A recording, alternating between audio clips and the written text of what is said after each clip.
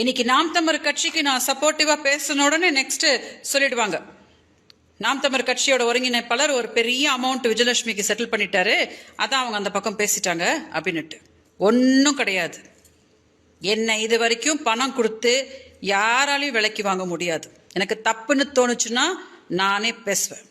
நான் தான் இத்தனை நாள் நாம் தமிழர் கட்சியை எதிர்த்துட்டு இருந்தேன் இல்லையா? ஆனா நான் ஒரு வாரமா பாக்குறேன், ஒருத்தங்க தப்பு பண்ணது தப்புன்னு உணர்ந்து அவங்க திரும்பியும் அவங்க இன்னொரு வாய்ப்பு அவங்க கேட்கும்போது அவங்கள வாழ விடணும். அதுதான் மனிதநேயம்னு சொல்றது. அதை தான் நான் பண்ணேன்.